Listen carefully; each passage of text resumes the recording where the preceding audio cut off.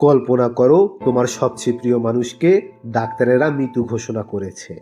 ঘর জুড়ে কান্না, বুক ফাটা আহাজারি।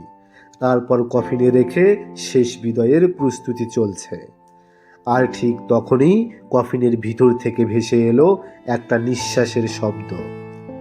না দোস্ত, এটা কোনো সিনেমার গল্প না, এটা একেবারে সত্যি ঘটনা। এই অবিশ্বাস্য ঘটনাটা ঘটেছিল 2014 সালে ফেব্রুয়ারি মাসে যুক্তরাষ্ট্রের মিসিসিপি অঙ্গরাজ্যে। এক বৃদ্ধ মানুষ, ওয়াল্টার উইলিয়াম, যার নাম, বয়স ছিল 78 বৎসর। শারীরিকভাবে তিনি দীর্ঘদিন ধরেই অসুস্থ ছিলেন। হঠাৎ এক রাতে তার শরীর খারাপ হয়ে যায়। ডাকা হয় একজন নার্স এবং কিছুক্ষণ পরে উপস্থিত হন করোনার, যিনি মৃত্যুর সত্যতা যাচাই করে থাকেন। রাত পেরিয়ে গেছে। করোনার এসে পরীক্ষা করে বললেন, হি ইজ ডেড। স্পন্দন নেই, নিঃশ্বাস নেই, শরীর একেবারে নিথর। পরিবার ভেঙে পড়েছে শোকে। কাগজে লেখা হয় মৃত্যুর সনদ, অর্ডার করা হয় কফিন।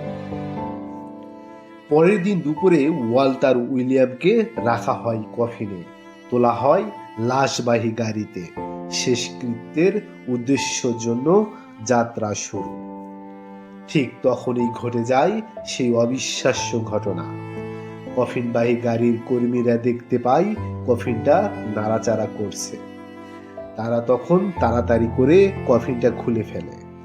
দেখতে পান ওয়াল্টার উইলিয়াম এখনো বেঁচে আছেন। তিনি দম নিচ্ছেন, হাত পা একটু একটু করে নাড়াচাড়া করছেন। এ যেন মৃত্যুকে জয় করা এক অবিশ্বাস্য ঘটনা। পরিবার, প্রতিবেশী, এমনকি ডাক্তাররা সবাই হতবাক। খবরটা ছড়িয়ে পড়ে সারা আমেরিকা জুড়ে।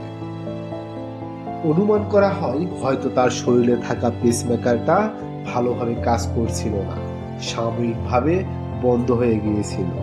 তারপর হঠাৎ আবার একটা সময় গিয়ে চালু হয়ে যায়। তাই তিনি ফিরে পান নতুন এক জীবন। কেউ বলে এটা অলৌকিক, কেউ বলে এটা বিজ্ঞানের সবচেয়ে বড় ভুল ছিল।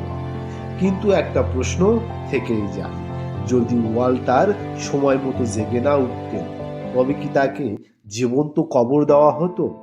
এই ঘটনা আমাদের মনে করিয়ে দেয়, আমরা যাকে মৃত্যু ভাবি সেটা কি সবসময় মৃত্যু? আর সময়ের আগে কাউকে হারানো মানেই কি তার সবকিছু শেষ? এটা ছিল একটা অবহেলিত সময়ের শ্রেষ্ঠ এবং সত্য গল্প, যেখানে মৃত্যুর ঘণ্টা বাজিয়ে জীবন আবার নতুন করে ডাক দিয়েছিল। যদি ঘটনাটি ভালো লেগে থাকে, আমাদেরকে সাবস্ক্রাইব করে অবশ্যই উৎসাহিত করবেন